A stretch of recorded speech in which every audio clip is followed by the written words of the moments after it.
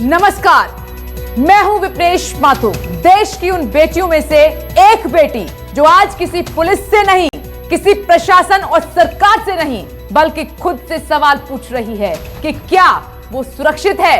ये बेटी चाहे कहीं भी हो, किसी भी शहर, किसी भी राज्य में, वो खुद को कितना महफूज महसूस करती है, ये कोई खबर नहीं, बल्कि न्यूज़ 24 का मिशन है। और ये हमारा मिशन तब तक जारी रहेगा जब तक कि हालात नहीं बदल जाते हैं। हम हर बेटी की सुरक्षा की बात करेंगे, खबरों को सनसनी बनाएंगे, ना हवा करेंगे। बस एक बेटी होने के नाते तब तक सवाल पूछती रहूंगी जब तक बेटियों पर अत्याचार थम नहीं जाता है। जी हाँ, नमस्कार, मैं हूं सऊद मोहम्मद खालिद और मैं पॉलिटिक्स की बात नहीं करूंगा। न्यूज़ 24 वादा करता है कि हालात बदलने तक हमारा मिशन लगातार जारी रहेगा और इसीलिए हम आज किसी सियासत की बात नहीं करेंगे। हमारे शो में कोई सियासी बात नहीं होगी विप्नेश, हम सिर्फ देश की बेटियों की बात करेंगे और सिर्फ उन बेटियों की जो आज टीवी पर चल रही तमाम खबरों को देख करके सिहर रही हैं। सिर्फ यूपी नहीं बल्कि मध्य प्रदेश, राजस्थान, जितने भी शहर और जितने भी राज्य का नाम आप ले लीजिए, बेटियां कहीं पर ज्यादा तो कहीं पर थोड़ा कम लेकिन असुरक्षित जरूर महसूस कर रही हैं। सवाल यह है कि देश में शहर शहर हाथरस वाले कितने हैवान घूम रहे हैं और इन हैवानों को फांसी पर चढ़ाने के लिए आखिर विप्नेश सरकारें क्या कर रही हैं? बिल्कुल, अपने आप में ये बहुत बड़ा सवाल है कि सिस्टम और सरकार कर क्या रहा है। शर्म आती है। आज शहर शहर से आपको इसी की रिपोर्ट दिखाएंगे कि कैसे सिर्फ शहरों के नाम बदल रहे हैं। बेटियों को लेकर हालात और सऊद नजरिया हर जगह एक जैसा दिखता है, उसमें कोई बदलाव नहीं है। कहने को तो सिर्फ हाथरस ने देश को हिलाया, लेकिन न्यूज़ 24 ने उससे हटकर भी बेटियों पर हो रहे अत्याचार को खबरों में जगह दी है और यूपी से एमपी और राजस्थान तक बच्चियों पर हो रहे अत्याचार के खिलाफ आवाज उठाई है और हमेशा ऐसे ही हम आवाज उठाते रहेंगे।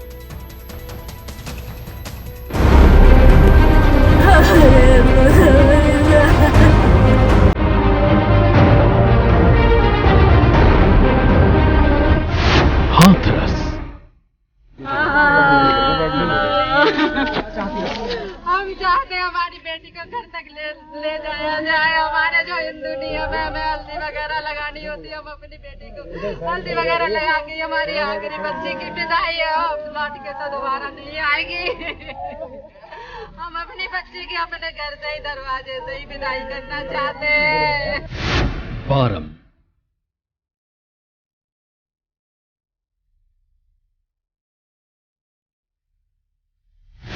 खरगोन,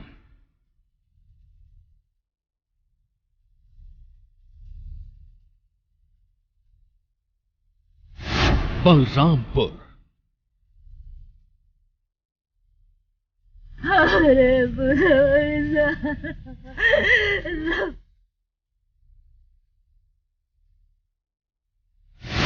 आजमगढ़,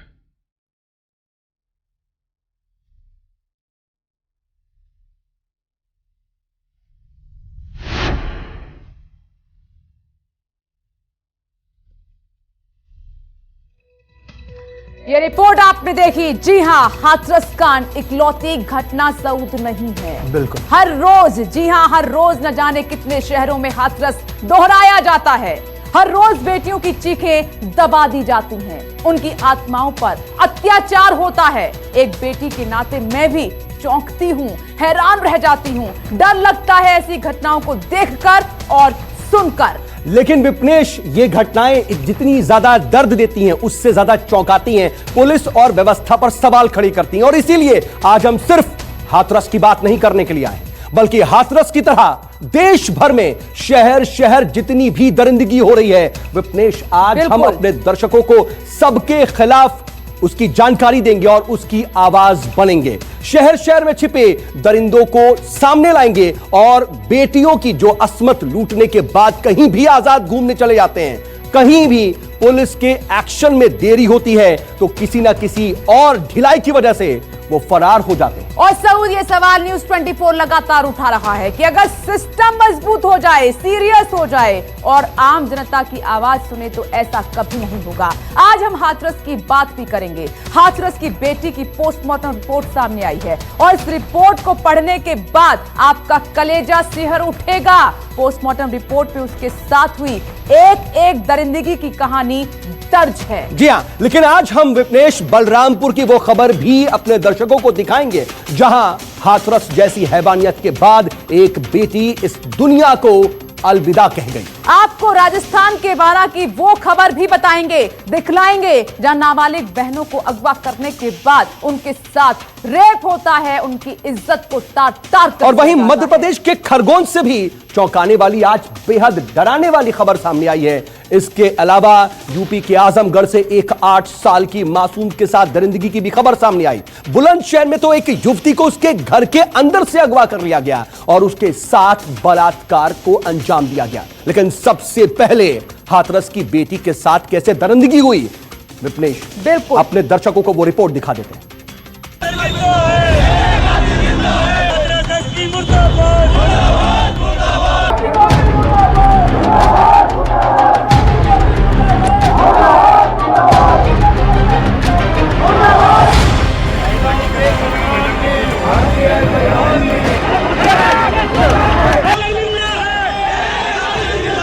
हाथरस की घटना पर दिल्ली से लेकर मुंबई और लखनऊ तक लोग सड़कों पर हैं।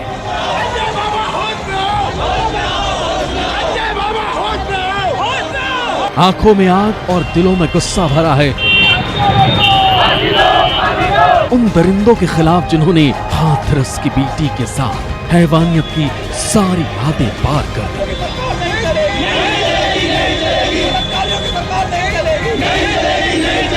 लेकिन इस गुस्से का क्या मतलब, जब शहर शहर हैवानियत की लगातार गवाही दे रहा हो? क्या यूपी और क्या राजस्थान और क्या मध्य प्रदेश, हर जगह से बेटियों की चित्कार निकल रही है।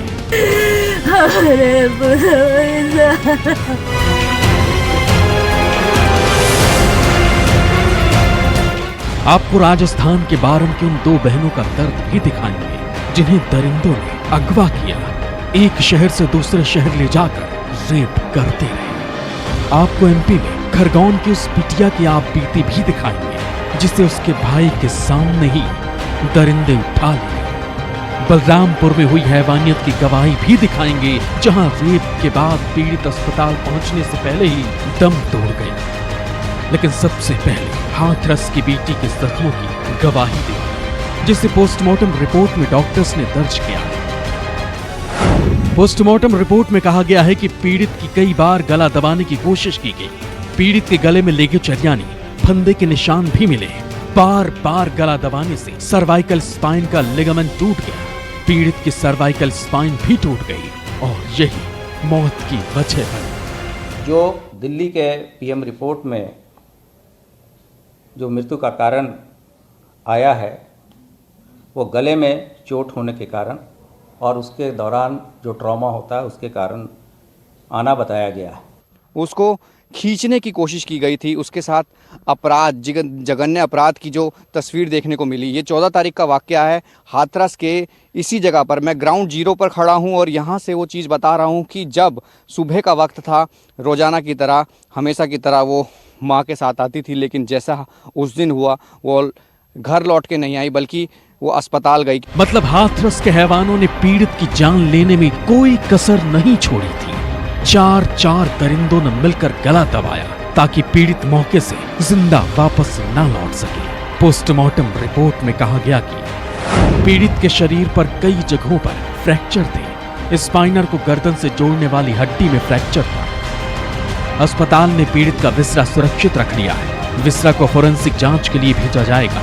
नाखून और स्वैब का सैंपल भी प्रिजर्व रखा गया है। सफदरजंग के डॉक्टरों का कहना है कि हाथरस की मासूम को जब अस्पताल लाया गया था तो उस वक्त उसकी हालत बेहद नाजुक थी। उसका ब्लड प्रेशर काफी लो चल रहा था, इसीलिए इमरजेंसी में उसे तुरंत भर्ती किया गया और इलाज शुरू कर दिया गया। लेकिन 12 घंटे के अंदर उसकी हालत बिगड़ती चली गई। 29 सितंबर की सुबह 5:30 बजे पीड़ित को कार्डियक अरेस्ट आया। डॉक्टर्स ने पीड़ित को CPR दिया। लेकिन उसकी जान नहीं बच पाई। दिल्ली से पल्लवी झा के साथ लखनऊ से मानस श्रीवास्तव, न्यूज़ 24।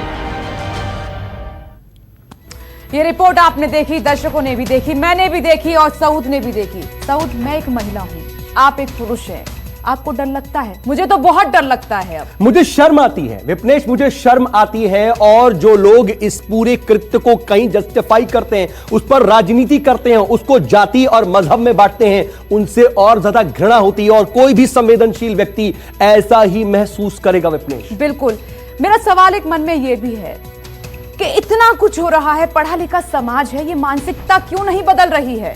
क्यों नहीं? क्या कारण आपको नजर आता है? बेहतर बता सकते हैं। ये विपनेश, अगर हम देखें तो लगातार जो हमारे अंदर इस तरह की चीजें भरी हुई हैं, बचपन से चीजों को चेंज करना पड़ेगा। बचपन से उस तरीके से खास तौर पर अपने बेटों को वो शिक्षा देनी होगी जिसकी वजह से आने वाले वक्त में चीजें बदलें। लेकिन विपनेश, इन सब के बीच जरा ये देख लीजिए, ये भी अपने आप में बहुत बड़ी और हैरान करने वाली खबर है, क्योंकि हाथरस कांड में पीड़िता के साथ रेप हुआ था या नहीं, इसे लेकर के आज यूपी पुलिस ने बड़ी बात कही है।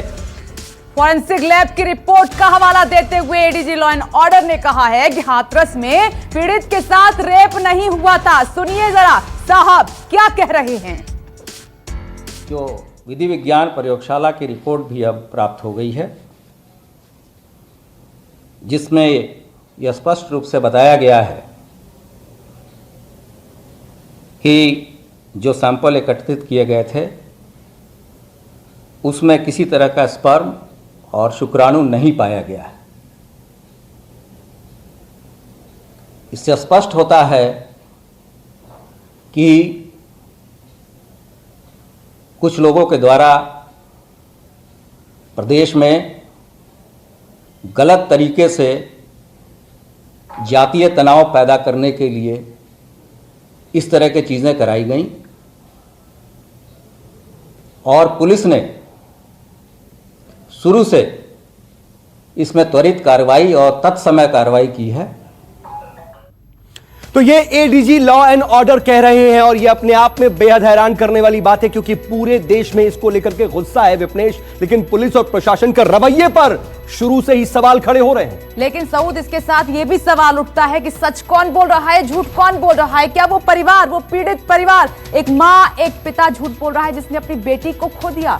कौन सच बोल रहा है? अब इसमें फंस गया है ये पूरा और इसीलिए तो न्यूज़ 24 लगातार सच की आवाज बन रहा है, लगातार ये मुहिम चला रहा है, लगातार बेटी को इंसाफ दिलाने की मांग कर रहा है। बिल्कुल। और निर्भया के लिए पूरा देश खड़ा हो गया था, एकजुट हो गया था। निर्भया कांड के बाद देश में कानून भी बदले और कानून को लागू करने का तरीका भी सख्त हुआ, वो भी बदल गया। लेकिन निर्भया जैसी घटनाएं बंद नहीं हुई, कम नहीं हुई। जी हाँ, अगर आप एनसीआरबी की बात कर ले, उसके आंकड़ों की बात कर ले, तो ये और भी ज्यादा चौंकाते हैं, क्योंकि देश में रेप की वारदात कम से कम आंकड़ों में तो कम होती अभी तक दिखाई नहीं दे रही है, निर्भया कांड के बाद से भी विपनेश। बिल्कुल सऊद, और मुझे शर्म आती है कि मैं ऐसे समाज में रहती हूं जहां पर बेटियों को पूजा जाता है, मान सम्मान की बात की जाती है और फिर एक तरफ बेटियों की इज्जत को तार तार कर दिया जाता है। सऊद, उनकी इज्जत को लूट लिया जाता है। इसीलिए आज मुझे खुद पे शर्म आ रही है, समाज पे शर्म आ रही है और पूरे सिस्टम पर भी शर्म आ रही है। जी हाँ,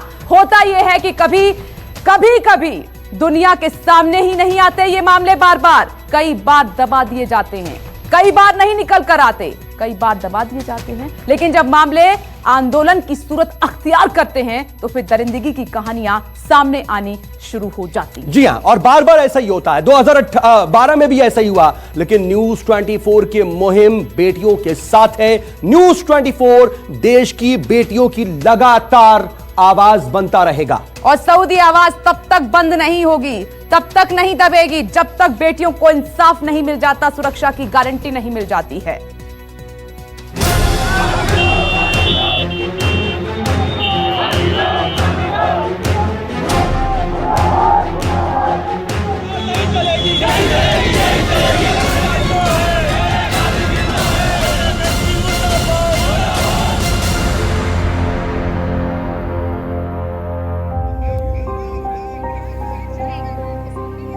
हाथरस में रेप पीड़ित की चिता की आग अभी ठंडी भी नहीं पड़ी थी और यूपी से ही एक और हाथरस जैसी वारदात ने हर किसी को सन्न कर दिया।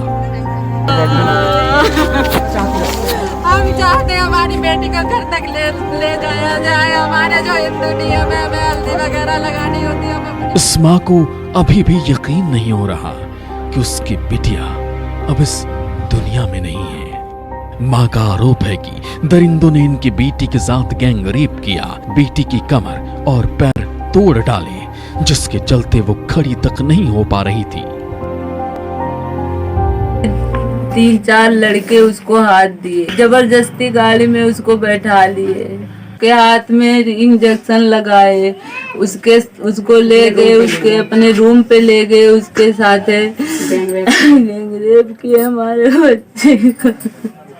बच्ची का पैर तोड़ दिए, कमर तोड़ दिए, हमारी बच्ची एकदम अपंग हो गई। दोनों आरोपियों को पुलिस ने गिरफ्तार कर लिया है, उनको जेल भेजा जा रहा है और इसमें कुछ मीडिया के द्वारा ये सूचना चलाई जा रही है कि जो पीड़िता है उसके हाथ पैर तोड़ दिए गए थे, जबकि ऐसी सच्चाई नहीं। पोस्टमार्टम में इस बात की पुष्टि नहीं हुई है। आरोप है कि मंगलवार की सुबह 22 साल की पीड़ित एडमिशन के लिए कॉलेज गई थी। तभी रास्ते में साहिल और साजिद नाम के दरिंदों ने उसे जबरन अपनी कार में खींच लिया। देर शाम तक जब लड़की घर नहीं पहुंची तो घर वालों ने खोजबीन शुरू की। लड़की का फोन भी बंद आ रहा था। शाम करीब 7 बजे एक नाबालिग पीड़ित को रिक्शा में बिठाकर उसके घर पहुंचा। लड़की की हालत इतनी खराब थी कि उसकी जुबान से आवाज तक नहीं निकल रही थी। हाथ में ग्लूकोज का ड्रिप लगा था। जिसमें उन्होंने ये बताया कि उनकी जो बहन थी वो किसी प्राइवेट काम से वो बाहर गई हुई थी, तो उसको वहाँ के जो 2 लड़के हैं गैसली बाजार के रहने वाले, एक का नाम उसमें साहिल है और एक का नाम साजिद, इन लोगों ने उस लड़की को पहले किसी डॉक्टर के यहाँ ले गए और उसके बाद जब कुछ उसकी तबीयत ख़राब लगी, उसके साथ कुछ दिक्कत हुई तो उसका इलाज प्रॉपर नहीं कराया और उसके बाद इन लोगों ने उस लड़की के साथ बलात्कार किया। वारदात बलरामपुर में गैंसड़ी थाना इलाके की है। आरोप है कि 3 दरिंदों ने लड़की को अगवा करने के बाद उसे एक मकान में ले गए, दवा का इंजेक्शन लगाकर बारी बारी से उसकी यसमत लूटी और उसे घर रवाना कर दिया। लड़की एक प्राइवेट फर्म में काम करती है और कल वो जब फर्म में काम करने गई उसके बाद काफ़ी देर तक शाम को वापस नहीं आई, तो परिजनों को चिंता हुई। उन्होंने फ़ोन से संपर्क करने की कोशिश की लेकिन लड़की से संपर्क नहीं हो पाया। लेकिन थोड़ी देर बाद वो लड़की एक रिक्शे पर आई तो उसकी लड़की के हाथ में जो ग्लूकोज चढ़ाने वाला वीगो होता था वो लगा हुआ था और लड़की की हालत काफ़ी ख़राब लग रही थी। घर वालों ने जख्मी हालत में लड़की को पास के अस्पताल में दिखाया, लेकिन लड़की की बुरी हालत देखकर डॉक्टर्स ने हाथ खड़े कर दिए। आनन फानन में पीड़ित को बलरामपुर शहर ले जाया गया, लेकिन तब तक जख्मों का दर्द पीड़ित सह नहीं पाई। रास्ते में ही उसने दम तोड़ दिया। संतोष डॉक्टर के हॉस्पिटल में ले गए, फिर वो बोले कि तो लखनऊ ले जाइए या बलरामपुर ले जाए, बहुत सीरियस हो गई है। फिर तुलसीपुर मटेना के बीच में, सोनपुर के बीच में हमारे बच्चे का इंतजार हो गई। बलरामपुर की दलित बेटी की मौत पर प्रशासन ने पीड़ित परिवार को 6,18,750 रुपए की मदद दी, लेकिन सवाल फिर वही, क्या मदद की राशि से बेटी की मौत का दर्द कम हो जाएगा? पुलिस ने अब तक 2 आरोपियों को गिरफ्तार किया है, अभी भी एक आरोपी फरार है। नहीं चलेगी, नहीं चलेगी, नहीं चलेगी।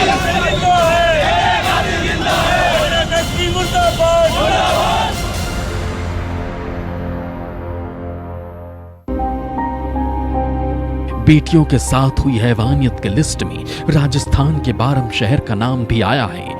यहाँ 2 सगी नाबालिग बहनों को पहले दरिंदों ने अगवा किया और फिर शहर दर शहर घुमाते हुए उसकी यसमत लूटते रहे।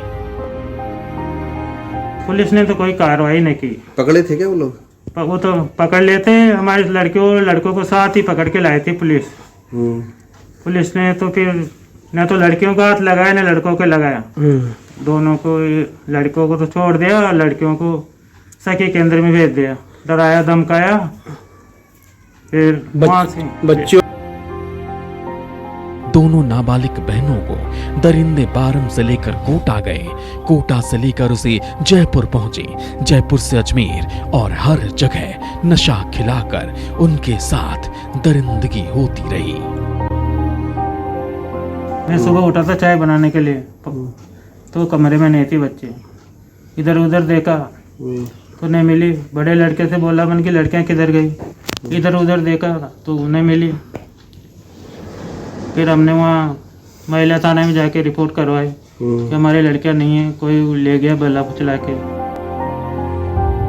हद तो तब हो गई जब लड़कियों को बरामदगी के बाद पुलिस रेप की बात से इनकार करती रही और मामले में एक आरोपी को थाने से छोड़ दिया।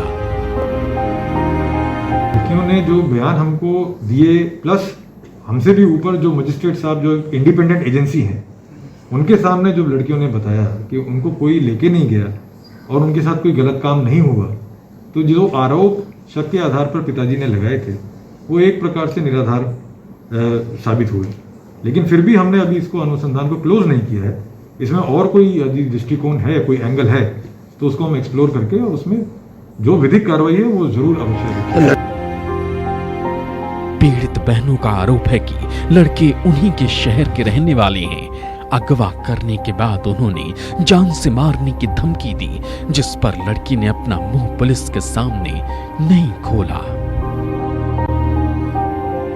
यदि अगर बच्चियों को ये लगता है कि उस समय जो उन्होंने बयान दिए हैं वो उन्होंने किसी जोर दबाव में दिए हैं, तो हम उनसे दोबारा से मजिस्ट्रेट साहब से परमिशन लेके और उनके दोबारा बयान करा देंगे और उसमें जो तथ्य सामने आएंगे उसके हिसाब से अनुसंधान किया जाएगा।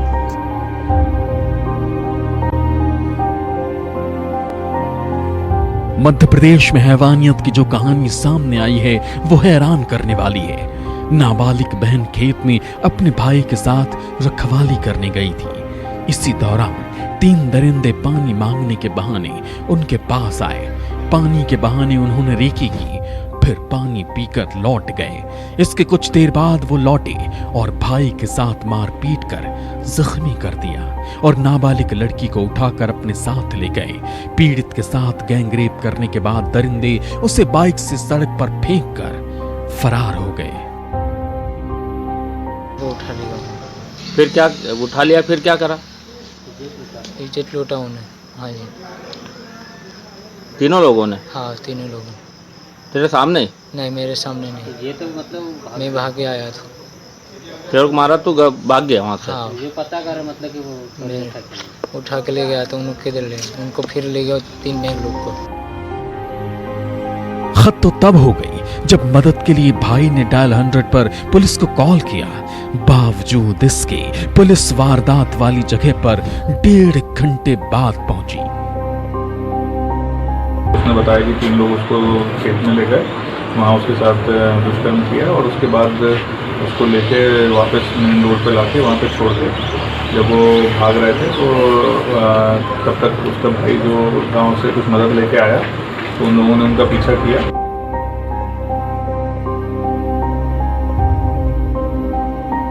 शहरों के बस नाम बदल रहे हैं, लेकिन हैवानियत की कहानी एक जैसी। यूपी के आजमगढ़ में तो दरिंदों ने हैवानियत की हद पार कर दी। 8 साल की मासूम तक को नहीं बख्शा। 20 साल का दरिंदा बच्ची के मोहल्ले का ही रहने वाला है।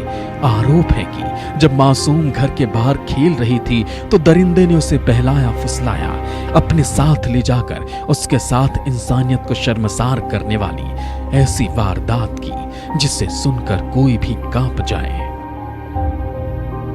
बालिका के साथ दुराचार होने की घटना सूचना प्राप्त हुई थी। उस पर तत्काल मुकदमा पंजीकृत किया गया और पुलिस द्वारा जो अभियुक्त था उसे गिरफ्तार किया गया है। ये अभियुक्त उसके घर के सामने रहने वाला है तथा उसका इसके घर पर आना जाना था और उसके घर से काफ़ी निकट के संबंध उस नवयुवक के थे।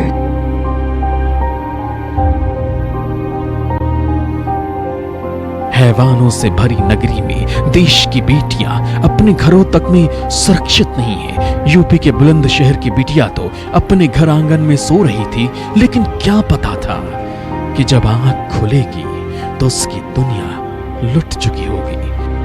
दरिंदा दबे पांव घर में घुसा था, चेहरे पर रुमाल सुंघाकर बेहोश किया और फिर पीड़ित को अपने साथ ले गया। कि वो गिरफ्तारी हो, दोषियों को उनको सजा मिले। उनके द्वारा बताया गया कि उनका पड़ोसी लड़का रिजवान है जो लगभग 20 साल का है, उसके द्वारा रात में उनकी बेटी के साथ रेप किया गया। दिन भर ये लोग आपस में शायद पंचायत आदि करते रहे। शाम को 4:26 पे पहली सूचना थाने पे मिली। इस सूचना पर तत्काल क्षेत्राधिकारी सिकंदराबाद नम्रता श्रीवास्तव और इंस्पेक्टर ककोर मौके पे गए, छानबीन की। कुछ दूर ले जाकर दरिंदे ने एक टैंकर की आड़ लेकर पीड़ित की अस्मत लूटी और फिर उसे वहीं छोड़कर भाग निकला। सुबह जब घर वालों ने बेटी की खोजबीन शुरू की तो पीड़ित टैंकर के पास मिली। जो पीड़िता है उसका मेडिकल परीक्षण कराया जा रहा है, अभियोग दर्ज कर लिया गया है, अभियुक्त गिरफ्तारी के प्रयास। और आइए सीधे रुक कर लेते हैं इस वक्त की बड़ी खबर का। हाथरस के डीएम ने पीड़ित परिवार को धमकाया है। डीएम ने कहा कि मीडिया वाले आज हैं, कल चले जाएंगे। तुम्हारी बेटी कोरोना से मर जाती तो मुआवजा मिलता। डीएम के धमकाने के बाद घर वाले बेहद डरे हुए हैं। जी हां, एक और क्रूर चेहरा, एक और प्रशासन का क्रूर चेहरा सामने आया है। डीएम सरेआम धमकाते नजर आते हैं और डीएम ने पीड़ित परिवार को धमकाया और कहा कि मीडिया वाले आज हैं, कल चले जाएंगे। आप अपनी विश्वसनीयता खत्म मत करिए। तो मीडिया वाले मैं आपको बता दूं, आज अभी आधे चले गए, कल सुबह तक आधे और निकल जाएंगे, 2-4 बजेंगे कल रात को, और हम ही आपके साथ खड़े हैं। अब आपकी इच्छा, आपको बार बार बयान बदलना नहीं बदलना है, अभी हम भी बदल जाए कि नहीं हम। तो डीएम साहब को आपने सुना, हाथरस के डीएम ने पीड़ित परिवार को धमकाया है खुले में। डीएम ने कहा मीडिया वाले आज हैं, कल चले जाएंगे, ये डीएम का कहना है। जी हां, एक और क्रूर चेहरा कहा जाए इसे तो गलत नहीं होगा, क्योंकि लगातार प्रशासन पर सवाल खड़े हो रहे हैं और डीएम साहब अभी भी बाज नहीं आ रहे और डीएम साहब ने साफ तौर पर ये धमकाया और ये तस्वीरें इसको और परिवार की महिलाएं क्या कुछ कह रही हैं डीएम के बयान के बाद, आइए सीधे आपको सुनवा देते हैं। कि यहाँ पे बोल रहे हैं कि तुम्हारी लड़की अगर कोरोना से मर जाती तो मुआवजा मिल जाता है। ये सब धमकियाँ मिल रही हैं, पापा को धमकाया जा रहा है। ये बोल रहे हैं कि केस मतलब रफा दफा हो जाएगा, अगर सब केस रफा दफा हो जाएगा, ये सब वीडियो दिखा देंगे। मम्मी को उल्टी सीधी वीडियो बना रखी है, जो उस टाइम में वो हालात ऐसे थे, जो मन में आ रहा वो सब लोग बोले जा रहे, यही सब करके अब ये लोग हमें यहाँ रहने नहीं देंगे। ये डीएम बहुत ज्यादा ही चालबाजी कर रहे हैं। हम लोगों के साथ में इतना प्रेशर डाल रहे हैं जबरदस्ती कि हम लोगों ने तुम्हारे इतने लोग, तुम्हारी बात का कोई भरोसा नहीं है, तुम जबरदस्ती बयान बदल रहे हो, तुम पे कौन भरोसा। पापा पे बुलवा रहे, बयान बदलने से तुम्हारी कोई वो रहेगी, हम लोग दूसरी जगह चले जाएंगे। तो ये अपने आप में बहुत शर्मनाक है और देखिए परिवार वाले डरे हुए हैं। राहुल प्रकाश हमारे सहयोगी डीएम दफ्तर के बाहर ही मौजूद है। राहुल, क्या कोई जवाब है इस पूरे वीडियो के सामने आने के बाद डीएम साहब के पास?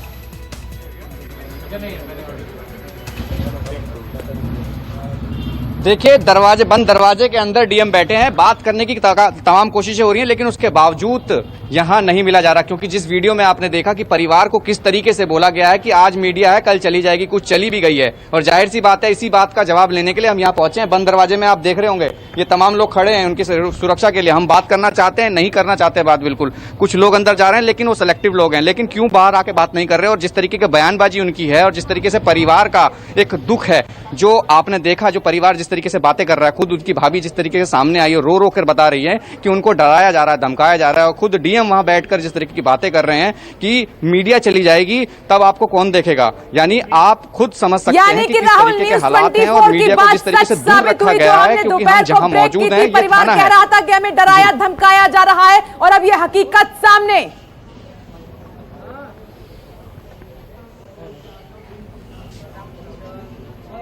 बिल्कुल बिल्कुल, जिस तरीके की तस्वीरें हम सुबह से दिखाई रहे हैं और यही वजह है कि जहां मीडिया को दूर किया जा रहा है वहां परिवार के नजदीक जाके तमाम बयानबाजी हो रही है। परिवार जिस तरीके से कह रहा है कि हमें डराया जा रहा है, धमकाया जा रहा है, तो कहीं ना कहीं इस बात से साबित होता है कि खुद मीडिया के आगे आके बयान नहीं दे रहे, परिवार को जाके बता रहे हैं कि क्या आपको करना चाहिए, क्या नहीं करना चाहिए, कल से हम आपको देखेंगे। यानी तमाम वो चीजें। ठीक है राहुल, लेकिन इसमें एक सवाल ये भी कि आखिर सेलेक्टिव लोगों को बुलाकर कहीं क्यों अपनी बात रखी जा रही है। बहरहाल यहाँ पर रुकेंगे एक बहुत छोटे से ब्रेक के लिए।